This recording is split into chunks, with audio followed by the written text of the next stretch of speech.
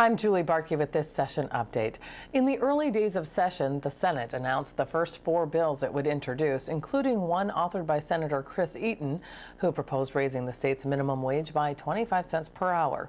While today, Senator David Tomassoni upped that ante with his proposal to raise the rate to $9.50 an hour. The senator was joined in a news conference with Representative Melissa Hortman to outline his legislation. There are 3 main provisions to the Family Economic Security Act.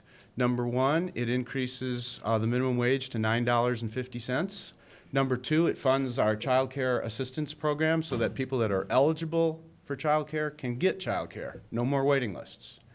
And thirdly, it has some family-friendly tax credits.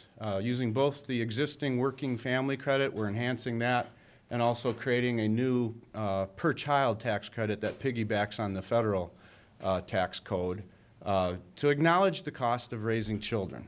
What's sad in Minnesota is a lot of the poor people are working, and they're working long hours, but their pay is very low, and that contributes to why they're in poverty. So the bill importantly supports work.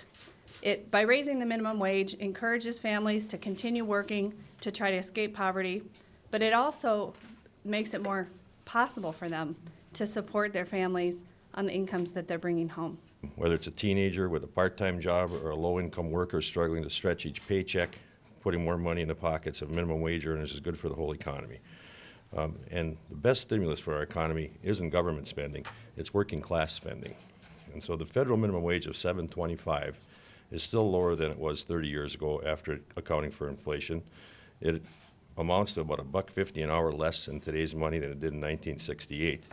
And if we actually accounted for inflation, if the minimum wage had kept up with inflation since 1968, it would be set at $10.58 today.